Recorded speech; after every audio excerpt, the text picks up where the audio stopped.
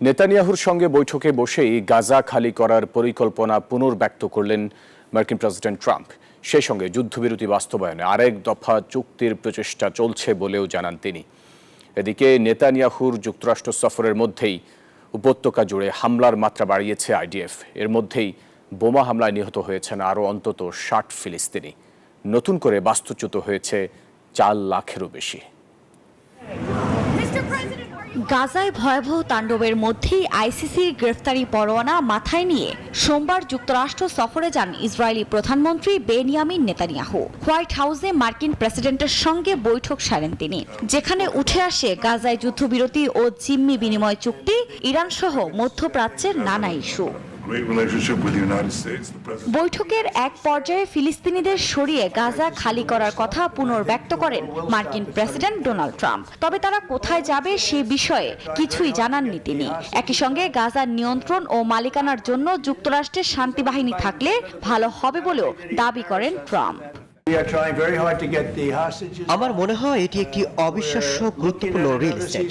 গাজা উপত্যকা নিয়ন্ত্রণে নেওয়া প্রয়োজন। বছরের পর বছর ধরে আমি কেবল হত্যা, হামাস এবং সমস্যা সম্পর্কে শুনি। অন্যদিকে গাজা নিয়ে ট্রাম্পের সুরে কথা বলেন নেতানিয়াহুও। তিনি বলেন, দীর্ঘদিন ধরে চলা যুদ্ধের পর গাজা পুনর্নির্মাণ করতে সময় লাগবে।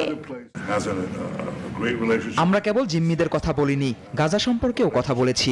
জিম্মিরা স্পষ্টতই অসহনীয় যন্ত্রণার মধ্যে রয়েছে। এদিকে মার্কিন প্রেসিডেন্টের সঙ্গে হোয়াইট হাউসে নেতানিয়াহু যখন বৈঠকে ব্যস্ত সময় পার করছে, ঠিক তখনও তার সেনারা হামলা চালিয়ে হত্যা করছে নিরীহ ফিলিস্তিনিদের। গণমাধ্যমের তথ্য বলছে, আইডিএফ এর আগ্রাসনে একদিনে আরও অন্তত অর্ধশতাধিক ফিলিস্তিনি নিহত হয়েছেন।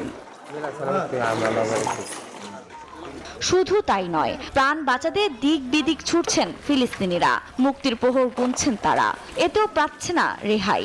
তথ্য বলছে, নতুন হামলা শুরুর পর অন্তত ৪ লাখ ফিলিস্তিনি নতুন করে বাস্তুচ্যুত হয়েছেন। নিহতদের মধ্যে শিশু রয়েছে বহু। আফরিন মৌ, নিউজ 24। ইসরায়েলিদের গাজা দখলের প্রতিবাদে এবার পণ্য বয়কটের ডাক দিয়েছে বিভিন্ন দেশের আন্দোলনকারীরা। বয়কটের মুখে পড়ে বিক্রি কমে গেছে একসময়ের জনপ্রিয় পানীয় কোকাকোলার। বাংলাদেশে কোকাকোলার পরিবর্তে মানুষ খুঁজে নিয়েছে বিভিন্ন পানীয়। এছাড়া গাজা ইসরায়েলের হামলাকে কেন্দ্র করে বয়কটের ডাকে বিখ্যাত ফাস্টফুড চেইন ম্যাকডোনাল্ডস এখন লোকসানের মুখে। দখলদার ইসরায়েল ও তার বর্বরতার সঙ্গী যুক্তরাষ্ট্রের বিরুদ্ধে এবার বাণিজ্য যুদ্ধে নামল বিভিন্ন মুসলিম দেশ। পণ্য আমদানি বন্ধের ঘোষণার পাশাপাশি ইহুদি মালিকানায় থাকা বিভিন্ন কোম্পানির বয়কটের ডাক দেন তারা। যেসব দেশে রাজনৈতিকভাবে প্রতিবাদ করা কঠিন, সেখানে পণ্য বয়কটের ডাক হয়ে উঠেছে নীরব প্রতিবাদ। জনরোষের মুখে পশ্চিমা অনেক ব্র্যান্ডের জায়গায় স্থান করে নিয়েছে স্থানীয় পণ্য, যার ফলে ক্ষতির মুখে পড়ছে আন্তর্জাতিক কোম্পানিগুলো। ফ্রান্সের রাজধানী প্যারিসে চলছে ক্ষোভ বিক্ষোভ। ইসরায়েলি সৈন্যকে বিনামূল্যে খাবার দেওয়ার অভিযোগে জনরোষে ম্যাকডোনাল্ডস পড়েছেন জনতার ক্ষোভে। ক্ষোভের মুখে স্টারবাকসের মতো মার্কিন কোম্পানিও। বয়কটের মুখে পড়ে বিক্রি কমে গেছে এক সময়ে জনপ্রিয় পানীয় কোকাকোলার। অনেক দেশে কোকাকোলার পরিবর্তে মানুষ খুঁজে নিয়েছে বিভিন্ন পানীয়। বয়কটের ডাকে বিখ্যাত ফাস্ট ফুড চেইন ম্যাকডোনাল্ডস এখন লোকসানের মুখে। বয়কটের প্রভাবে মরক্কোতে স্থায়ীভাবে বন্ধের কথা তুলেছে জনপ্রিয় American chain coffee shop Starbucks. শেষ পর্যন্ত এই বয়কট কেবল অর্থনৈতিক আঘাত নয়, এটি হয়ে উঠেছে একটি রাজনৈতিক বার্তা। বিশ্বের ভোক্তা সমাজ আজ আর নীরব দর্শক নয়, তারা এখন প্রতিবাদী কণ্ঠ, হাতিয়ার তাদের কেনাকাটার তালিকায়। চন্দ্রা, নিউজ 24। গাজায় যুদ্ধবিরতির জন্য আরেক দফা চুক্তির চেষ্টা চালাচ্ছে যুক্তরাষ্ট্র, এমনটি জানিয়েছেন মার্কিন প্রেসিডেন্ট ডোনাল্ড ট্রাম্প। সোমবার হোয়াইট হাউসে ইসরায়েলের প্রধানমন্ত্রী বেনিয়ামিন নেতানিয়াহুর সঙ্গে বৈঠকের পর এই কথা জানান তিনি। এদিন আবারও গাজা উপত্যকা খালি করার ব্যাপারে মন্তব্য করেন তিনি। বলেন, অনেক দেশই ফিলিস্তিনিদের নিজেদের দেশে গ্রহণ করতে চায়। ট্রাম্প আরও জানান, পারমাণবিক চুক্তি নিয়ে ইরানের সঙ্গে আগামী শনিবার সরাসরি আলোচনা করবে যুক্তরাষ্ট্র। সামনে আসছে ফিলিস্তিনিদের বন্দি করে নির্যাতনের একের পর এক লোমহর্ষক খবর।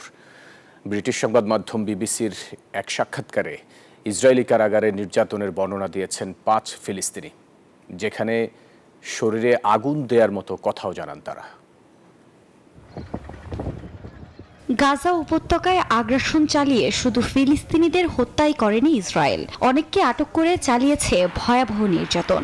সেই বন্দিদশা থেকে ছাড়া পেলেও এখনো কাটেনি আতঙ্ক। এদের মধ্যে একজন মোহাম্মদ আবু তাওইলেহ। ব্রিটিশ সংবাদ মাধ্যম বিবিসিকে দেয়া সাক্ষাৎকারে সেই লোমহর্ষ নির্যাতনের বর্ণনা দিলেন মোহাম্মদ আবু তাওইলেহ সহ কারাগারে থেকে মুক্তি পাওয়া 5 ফিলিস্তিনি। জানান, গাজায় আগ্রাসনের মধ্যেই বিনা কারণে তাদের আটক করে নিয়ে যাওয়া হয় ইসরায়েলি কারাগারে। সেখানে বন্দী হাজার হাজার ফিলিস্তিনি। প্রতিদিনই চলে বর্বরতা, কখনো রাসায়নিকের মধ্যে চুবিয়ে, কখনো বা বৈদ্যুতিক শক দিয়ে চলে নির্যাতন। এমনকি কুকুর লেলিয়ে দেওয়া সহ গায়ে আগুন দেওয়ার মতো ঘটনাও ঘটেছে বলে বিবিসিকে জানান তারা। এত কিছু করেও ক্ষান্ত হয়নি জায়ানবাদীরা। বিভিন্ন বাহানায় খাবার বন্ধ করে চলত নির্যাতন, এমনকি দেয়া হতো না পর্যাপ্ত চিকিৎসাও। ঘটেছে যৌন নির্যাতনের মতো ঘটনা। এত টর্চার সহ্য করতে না পেরে অনেক ফিলিস্তিনির মৃত্যু নিজ চোখে অসহায়ের মতো দেখার কথাও জানান এই বন্দীরা, যেসব স্মৃতিতে এখনো দিশেহারা তারা। এদিকে তাদের বর্ণনা করা এসব আচরণ আন্তর্জাতিক এবং ইসরায়েলি আইন উভয়ের সঙ্গেই সম্পূর্ণ অসংহতিপূর্ণ। আর এসবের মধ্য দিয়ে নির্যাতনের সীমা অতিক্রম করা হয়েছে বলে মত ব্রিস্টল বিশ্ববিদ্যালয়ের আন্তর্জাতিক আইন কেন্দ্রের সহপরিচালক ডক্টর লরেন্স হিল কর্থনের। আফরিন মৌ, নিউজ 24। এবার অন্য প্রসঙ্গ। শুল্ক কমানোর অনুরোধ করে যেসব দেশ যোগাযোগ করেছে তাদের সঙ্গে শিগগিরই সমঝোতার আলোচনায় বসতে চায় যুক্তরাষ্ট্র। সোমবার এই কথা জানিয়েছেন মার্কিন প্রেসিডেন্ট ডোনাল্ড ট্রাম্প। এদিকে পাল্টা শুল্ক প্রত্যাহার না করলে চীনের পণ্যে আরও 50% শুল্ক বসানোর হুমকি দিয়েছেন তিনি।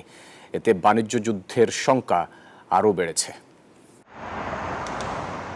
গত বুধবার পণ্য আমদানিতে ডোনাল্ড ট্রাম্পের পারস্পরিক শুল্ক ঘোষণার পরেই বড় ধরনের ধাক্কা লাগে বিশ্ব অর্থনীতিতে। মার্কিন প্রেসিডেন্টের ঘোষণার জবাবে পাল্টা শুল্কারোপের ঘোষণা দেয় চীন সহ অনেক দেশ। তবে এরই মধ্যে অর্ধ শতাধিক দেশ হোয়াইট হাউসের সঙ্গে বাণিজ্য আলোচনায় বসতে যোগাযোগ করেছে। এর জেরে শেষ পর্যন্ত ইতিবাচক বার্তা দিলেন ট্রাম্প। সোমবার ট্রুথ সোশ্যালে এক পোস্টে তিনি জানান, যেসব দেশ যুক্তরাষ্ট্রের সঙ্গে বৈঠকের অনুরোধ করেছে তাদের সাথে দ্রুতই শুরু হবে সমঝোতার আলোচনা। ফলে পরিস্থিতি কিছুটা অনুকূলে আসবে আশা করা যাচ্ছে। তবে চীনকে কঠিন হুমকি দিয়েছেন মার্কিন প্রেসিডেন্ট। জানান, দেশটি যুক্তরাষ্ট্রের ওপর আরোপিত 34% শুল্ক প্রত্যাহার না করলে আগামী 9 এপ্রিল থেকে তাদের উপর অতিরিক্ত 50% শুল্ক আরোপ করা হবে। এমনটা হলে চীনের পণ্যে মোট মার্কিন শুল্ক দাঁড়াবে 104%। রোববার শুল্কারোপকে বর্তমান প্রেক্ষিতে যুক্তরাষ্ট্রের অর্থনৈতিক সমস্যা সমাধানের ওষুধ হিসেবে আখ্যা দেন ট্রাম্প। এদিকে ট্রাম্পের অতিরিক্ত শুল্ক বসানোর ঘোষণায় বিশ্ববাজারে তৃতীয় দিনের মতো মন্দাভাব চলছে। ইতিমধ্যে বিপুল অর্থ হারিয়েছেন বিশ্বের ধনীরা, যার বেশ আঁচ পড়েছে এশিয়ার বাজারেও। Desk report, news 24। মাত্র 3 দিনে 5টি বিমান বোঝাই আইফোন ভারত থেকে যুক্তরাষ্ট্রে নিয়ে গেছে মার্কিন বহুজাতিক প্রযুক্তি কোম্পানি অ্যাপল। ডোনাল্ড ট্রাম্পের আরোপিত শুল্ক এড়াতেই জরুরি ভিত্তিতে এই পদক্ষেপ নেওয়া হয়েছে বলে মনে করা হচ্ছে। তবে শুধু ভারত থেকে নয়, চীনা কারখানাগুলি থেকেও জরুরি ভিত্তিতে পণ্য নিয়ে যাওয়া হয়েছে যুক্তরাষ্ট্রে। যুক্তরাষ্ট্রে আমদানি হওয়া বিদেশি পণ্যের উপর পারস্পরিক শুল্ক বসিয়েছেন মার্কিন প্রেসিডেন্ট ডোনাল্ড ট্রাম্প। 5 এপ্রিল থেকে 10% শুল্ক কার্যকর হয়ে গেছে। এমন আবহেই ভারতের কারখানা থেকে তড়িঘড়ি করে 5টি বিমান বোঝাই আইফোন যুক্তরাষ্ট্রে নিয়ে গেছে মার্কিন বহুজাতিক প্রযুক্তি কোম্পানি অ্যাপল। মার্চের শেষ সপ্তাহে মাত্র 3 দিনের মধ্যে এই কার্যক্রম চালানো হয়। মনে করা হচ্ছে ট্রাম্পের আরোপিত শুল্ক এড়াতেই জরুরি ভিত্তিতে এই পদক্ষেপ নেওয়া হয়েছে। এখানেই শেষ নয়, ভারতের পাশাপাশি চীনের কারখানাগুলো থেকেও জরুরি ভিত্তিতে যুক্তরাষ্ট্রে পণ্য নিয়ে যাওয়া হয়েছে। তবে অ্যাপল একসঙ্গে এত আইফোন যুক্তরাষ্ট্রে নিয়ে যাওয়ায় আপাতত স্বস্তিতে থাকতে পারবেন আইফোন ব্যবহারকারীরা। শুল্ক বিতর্কের আবহে প্রাপ্ত যোগান থাকায় এখনই দাম বাড়ছে না অ্যাপল ফোনের। যদিও বিভিন্ন দেশের কারখানাগুলি থেকে পণ্য যুক্তরাষ্ট্রে নিয়ে যাওয়ায় সামগ্রিকভাবে পণ্যের দামের উপর কি প্রভাব ফেলবে তা এখনও স্পষ্ট করেনি প্রযুক্তি প্রতিষ্ঠানটি। আসমাতুলি, নিউজ 24। দর্শক, এই ছিল গ্লোবাল টাইমে। এতক্ষণ সাথে থাকার জন্য ধন্যবাদ সবাইকে।